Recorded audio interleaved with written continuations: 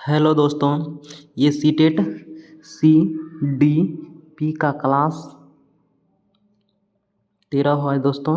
ये paper 1 paper 2 के लिए है और सीटेट सी डी पी का दोस्तों ये पेडागोजी का क्लास 13 नंबर है दोस्तों। जितने भी दोस्त सीटेट का तैयारी करते हैं मार्केट जाइए और टेस्ट बुक सीटेट का लेके आइए और अपना अपना टेस्ट दीजिए। देखिए हम कितना मार्क ले आ पाते हैं दोस्तों। तो दोस्तों पहला प्रश्न पढ़ते हैं दोस्तों। निम्नलिखित में से क्या ध्यानाभाव एवं अति क्रियाशील विकार से संबंधित है। बच्चा क्या है दोस्तों, अति क्रियाशील, यानी बच्चा बहुत तेज है। बच्चा ऐसे बच्चा बेचैन रहते हैं, ऐसे बच्चा एक जगह स्थिर नहीं रहते हैं। इस बातों को याद रखिएगा, बच्चा अति क्रियाशील है। तो क्या होगा, उच्च अवधान अवधि। उच्च अवधान अवधि का अर्थ होता है कि ध्यान केंद्रित, तो ऐसे बच्चा ध्यान केंद्रित नहीं कर पाएंगे दोस्तों। बाधित संप्रेषण, बच्चा अति क्रियाशील है, अति क्रियाशील है तो वह ज़्यादा देर तक बात भी नहीं कर पाएंगे, यानी बात करेंगे लेकिन अधिक ज़्यादा देर तक बातचीत नहीं कर पाएंगे। ये भी सही है, बातचीत करेंगे। तो इसका राइट आंसर ये नहीं है। दूसरों के विचार को नकल करने की प्रवृत्ति, ऐसे बच्चे जब स्थिर नहीं रहते हैं, बेचैन रहते हैं, दूसरों के भाषा विचार कैसे नकल करेंगे, नहीं कर पाएंगे ना। इसमें क्या है, दृढ़ आवेगशीलता है बच्चा, आवेगशील बच्चा है ये, एक जगह स्थिर नहीं रहते। इसका राइट आंसर 2 नंबर के साथ दोस्तों लॉक हो जाएंगे। नेक्स्ट प्रश्न पढ़ते हैं। 2 नंबर प्रश्न है, प्रतिभाशाली बच्चों की एक प्रमुख विशेषता है। प्रतिभाशाली बच्चा का अर्थ होता है बच्चा गिफ्टेड स्टूडेंट है, बच्चा का बुद्धि लब्धि 140 प्लस है। ऐसे बच्चे देश के लिए एक तरह का पुरस्कार होता है। ऐसे बच्चे वैज्ञानिक होते हैं, ऐसे ऐसे बच्चे रिस्क लेते हैं, ऐसे बच्चे जोखिम होते हैं, ऐसे बच्चे एग्ज़ाम में टॉपर आते हैं। उसे कहते हैं प्रतिभाशाली बच्चा है, जीनियस बच्चा है, गिफ्टेड बच्चा है दोस्तों। तो 4 ऑप्शन है, इसके बारे में पढ़ते हैं कौन सा ऑप्शन सही होगा इसके अनुसार। दूसरे के विचार को नकल करने की प्रवृत्ति नहीं दोस्तों, ये बच्चा तेज बहुत है, नकल नहीं करेंगे, इनका सब नकल कर लेंगे। बाधित संप्रेषण, रचनात्मक की कमी नहीं दोस्तों, इसमें रचनात्मक की बढ़ बहुत ज़्यादा होगा दोस्तों। बुद्धि लब्धि के बारे में है ये, इसका राइट 1 नंबर आंसर सही है। उच्च स्तर की बौद्धिक क्षमता है, इसमें बुद्धि बहुत है, इंटेलिजेंस, इसके बाद बहुत ज़्यादा बुद्धि। इसका राइट आंसर 1 नंबर के साथ लॉक हो जाएंगे। 3 नंबर दोस्तों प्रश्न है, निम्नलिखित में से दृष्टिबाधित विद्यार्थियों के समावेशन में कौन एक बाधक बनता है। बाधक को याद रखिएगा, निगेटिव है दोस्तों, निगेटिव ही आंसर होगा। बच्चा दृष्टिबाधित है, बच्चा देख नहीं पाते हैं, उसके अनुसार उसको क्या देंगे, पढ़ते हैं। बच्चा दृष्टिबाधित है तो बच्चा को सुनने वाला चीज़ देना है, स्पर्श करने वाला चीज़ देना है। तो पढ़ते हैं, रिकॉर्ड की गई श्रव्य सामग्री देंगे, ये सही बात है, बच्चे को हम लोग देंगे। ब्रेल लिपि देंगे बच्चे को, ब्रेल में 6 गो बिंदु होता है, उभरा हुआ होता है, बच्चा उसी को छू के पढ़ते हैं, इस बात को याद रखिएगा। दृश्यात्मक सहायक सामग्री के मौखिक विवरण बच्चे देंगे ताकि बच्चा सुनेंगे, ये भी सही बात है, ये भी सही बात है, ये भी सही बात है। लिखित और मुद्रित सामग्री नहीं देंगे, लिखित देंगे सामग्री तो बच्चा कैसे पढ़ेगा, बच्चा देख ही नहीं पाते हैं ना, बाधित है, दृष्टिबाधित बच्चा देख ही नहीं पाते हैं, तो बाधा क्या बनेगा, 4 नंबर ऑप्शन, लिखित या मुद्रित सामग्री। तो ये गलत है, तो गलत का भाई गलत ही राइट आंसर हो जाएंगे। नेक्स्ट प्रश्न पढ़ते हैं, डिसलेक्सिया से ग्रसित। डिसलेक्सिया पढ़ने संबंधी दोस्तों विकार है, 4 ऑप्शन है, 4 ऑप्शन पढ़ते हैं दोस्तों। लंबे निबंध लिखने के लिए बहुत उत्सुक होते हैं। जिस बच्चे में डिसलेक्सिया होगा क्या वो लंबा निबंध लिखेगा, लिखने से संबंधित विकार है तो लिखने के लिए नहीं चाहेगा। बहुत विकसित शब्दावली का प्रयोग करते नहीं, जब बच्चा लिखते ही नहीं है तो शब्दावली का प्रयोग कैसे कर पाएंगे, डिक्शनरी का, शब्द के डिक्शनरी का, तो ये भी नहीं होंगे। पठन समय को बहुत आसानी से समझते हैं, नहीं दोस्तों ऐसा बच्चा नहीं समझते हैं। पढ़ने के लिए अनिच्छुक होते हैं, ऐसे बच्चे पढ़ना नहीं चाहते हैं, ये पढ़ने संबंधित विकार है, ऐसे बच्चे पढ़ने के लिए चाहता ही नहीं है। तो इसका राइट आंसर 4 नंबर के साथ लॉक हो जाएंगे दोस्तों। नेक्स्ट प्रश्न पढ़ते हैं,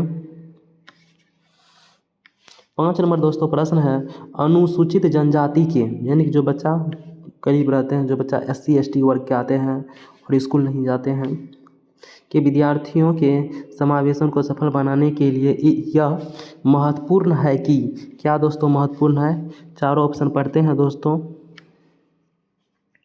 इसमें कौन बेस्ट है। प्रमुख समूह द्वारा पसंद की जाने वाली भाषा को पढ़ाया। नहीं दोस्तों, प्रमुख नहीं, सभी को हमको पढ़ाना। प्रमुख नहीं, जो सभी बच्चा बोलेगा, जो सबको है ना मातृभाषा में बच्चे को पढ़ाना है, इतना समझ लीजिए। उनके सांस्कृतिक ज्ञान और अनुभव की अनदेखी करना ही दोस्तों, उसको सम्मान देना है, आदर करना है, अनदेखा नहीं करना है। उनकी अपनी स्थानीय भाषा में पढ़ाई जाए और शैक्षणिक सामग्री उपलब्ध कराया जाए। 4 नंबर ऑप्शन पढ़ते हैं। विद्यालय और के समुदाय के बीच सामाजिक दूरी कायम रखी जाए। नहीं दोस्तों, सामाजिक दूरी को ख़त्म करना है। इसका राइट आंसर 3 नंबर दोस्तों सही हो जाएंगे। नेक्स्ट प्रश्न पढ़ते हैं। 6 नंबर प्रश्न है, एक सामाजिक संरचनावाद कक्षा में कौन सी आकलन विधि अधिक उपयुक्त रहेगा। मात्र स्मरण आधारित प्रश्न। स्मरण जहाँ आएगा दोस्तों उसको काट दीजिएगा। तो बच्चों को कैसे पढ़ाइएगा, बच्चे को एक्टिविटी के माध्यम से पढ़ाइएगा। बच्चे को सृजन करने के लिए बच्चा ऐसा काम जो बच्चा खुद से करे, बच्चा खुद से अपना ज्ञान का सृजन करते हैं, उस विधि से पढ़ाइएगा। मानक का दोस्तों उसको काट दीजिएगा क्योंकि मानक विधि है ना दोस्तों, बच्चा को बांट देते हैं अलग अलग में, ऐसा हमको नहीं करना है। एक शब्द उत्तर वाले वस्तुपरक प्रश्न। नहीं दोस्तों, हमको ऐसा नहीं कराना है। इसका राइट आंसर हो जाएंगे 1 नंबर सहयोगी में। तो साथ योगी प्रोजेक्ट कार्य। इसका 1 नंबर दोस्तों, बच्चे को साथ साथ पढ़ाएंगे, सभी बच्चे को एक साथ पढ़ाएंगे, दुनिया के सभी बच्चे को एक साथ पढ़ाएंगे। बच्चे को बांटेंगे नहीं, बच्चे को वर्गीकृत करेंगे नहीं, बच्चे को नामीकरण नहीं करेंगे। बच्चे को ड्रिल और अभ्यास करने के लिए नहीं देंगे। हम नहीं बोलेंगे जाओ 10 पेज लिख के आओ। अगर बच्चा कुछ गलती करते हैं जाइए 5 पेज लिख के आओ। बच्चे को अभ्यास करने के लिए नहीं देंगे, बच्चे को खोजबीन करके सीखने के लिए। ड्रिल और प्रैक्टिस बच्चे से आप नहीं करवाइएगा, अभ्यास बच्चे से मत करवाइए। अभ्यास निगेटिव वर्ड है दोस्तों, इसका सही आंसर हो जाएंगे राइट आंसर। 8 नंबर दोस्तों प्रश्न है, संज्ञान के समकालीन सिद्धांत के अनुसार स्मृति का अर्थ होता है मेमोरी, जिसको हम दोस्तों दिमाग में याद रखे हैं सब कुछ। तो उसके बारे में देखते हैं दोस्तों, इसका राइट आंसर कौन होगा। न तो निर्माण में और न ही विवेचन में सक्षम है, इसको काट दीजिएगा। विवेचना करने में सक्षम पर निर्माण करने में असक्षम, इसको काट दीजिएगा। निर्माण में विवेचना दोनों करने में सक्षम, तो इसका राइट आंसर 2 नंबर सही हो जाएंगे दोस्तों। निर्माण करने में सक्षम लेकिन विवेचना करने में असक्षम, ये गलत है दोस्तों। इसका 2 नंबर राइट आंसर है। नेक्स्ट प्रश्न पढ़ते हैं। 9 नंबर प्रश्न है, विद्यार्थियों द्वारा ज्ञान के निर्माण को बढ़ावा देने के लिए एक विद्यालयों को शिक्षण शास्त्रीय प्रविधि को बढ़ावा देना चाहिए। कैसा होना चाहिए।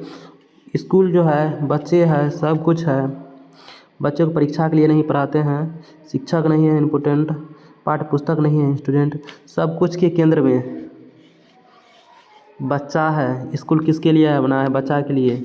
पुस्तक किसके लिए बना, बच्चा के लिए। परीक्षा किसके लिए आते हैं, बच्चा के लिए। तो सब कुछ के केंद्र में बच्चा ही है। इसका राइट आंसर बाल केंद्रित, छात्र केंद्रित, विद्यार्थी केंद्रित, यही इसका राइट आंसर हो जाएंगे। नेक्स्ट प्रश्न पढ़ते हैं। भावनाओं के बारे में निम्नलिखित में से कौन सा सही नहीं है। पढ़ते हैं दोस्तों चारों ऑप्शन, इसमें जो बेस्ट होगा वही राइट आंसर होगा दोस्तों। भावनाएं कौशल को प्रकाशित करने वाली सूचना को प्रभावित करता है। आगे पढ़ते हैं। भावनात्मक विकास समय विकास कारक को प्रभावित करता है। भावनाएं और संज्ञान दोनों अपने आप में एक दूसरे से स्वतंत्र है, इसको काट दीजिए। भावनाएं अधिगम के लिए प्रेरणा का, ये दोस्तों सही है, ये भी सही है, ये भी सही। इसका गलत है यही, एक दूसरे से स्वतंत्र नहीं है। भावना देखिए, भावना का संबंध मन से है और संज्ञान का संबंध भी मन से ही है। तो ये बोला स्वतंत्र नहीं है, और ये दोस्तों गलत बोल रहा है ना, एक दूसरे से स्वतंत्र है। ये स्वतंत्र नहीं है दोस्तों। इसका राइट आंसर यही हो जाएंगे। गलत है तो गलत के भाई गलत ही राइट आंसर हो जाएंगे। इसका 3 नंबर सही राइट आंसर हो जाएंगे। निगेटिव है यहाँ पे, ये भी निगेटिव है। नेक्स्ट प्रश्न पढ़ते हैं।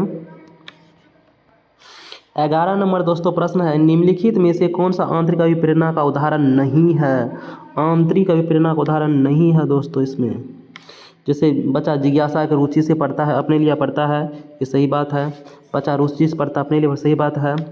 स्पष्ट के लिए चाहत है, ये भी सही बात है।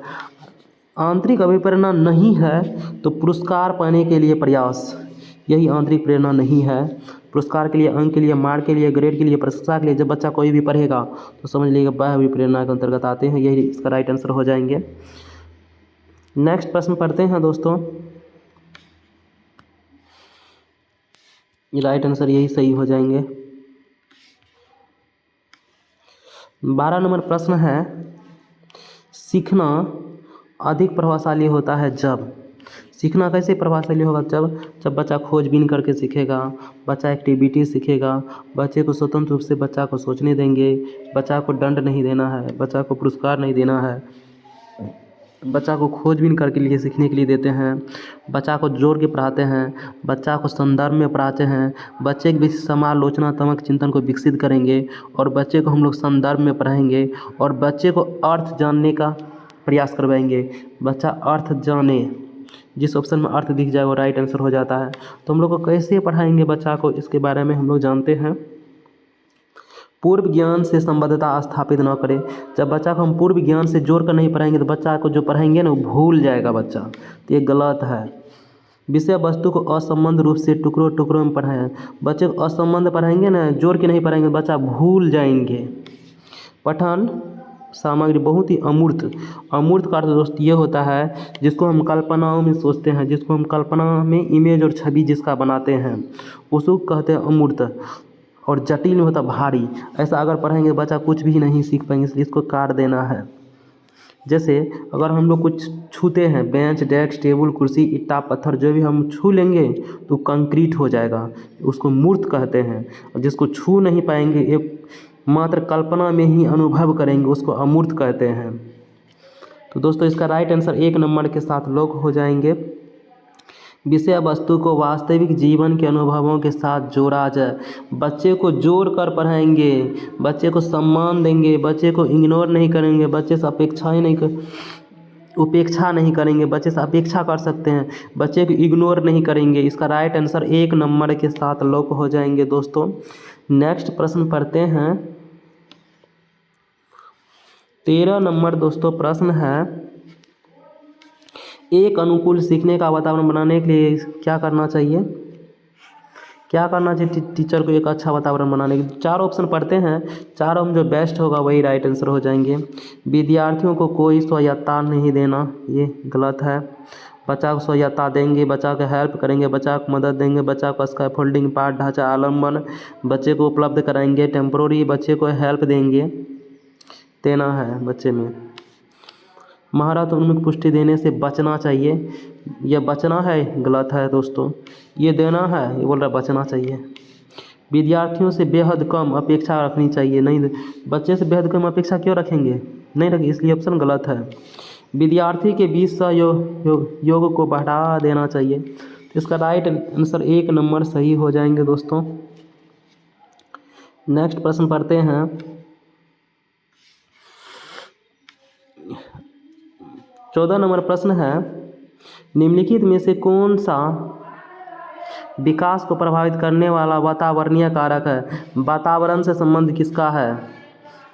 आसपास, यानी कि वातावरण से संबंध वो माहौल के अंतर्गत आना चाहिए, परिवेश के अंतर्गत आना चाहिए। क्या वंशानुपरिवेश के अंतर्गत आते हैं? नहीं। पर्यावरण का अर्थ होता है जो मेरे माहौल में है। आनुवंशिकता क्या मेरे माहौल में आते हैं? नहीं। परिपक्वता माहौल में आते नहीं, माहौल में विद्यालय आते हैं। इसका राइट आंसर 4 नंबर दोस्तों सही हो जाएंगे। 15 नंबर दोस्तों प्रश्न है, संरचनावादी यानी कि ज्ञान का सृजन करना उपागम के अनुसार निम्नलिखित में से कौन से घटक को विद्यार्थियों में नहीं बढ़ावा दें, यानी गलत। समस्या समाधान ये सही है, ये भी सही है, ये भी सही है, ये गलत है, याद करवाना। तो यही इसका राइट आंसर हो जाएंगे। दोस्तों अगर वीडियो अच्छा लगा है तो सब्सक्राइब कर दीजिएगा प्लीज़, मुझे अभी सपोर्ट की ज़रूरत है।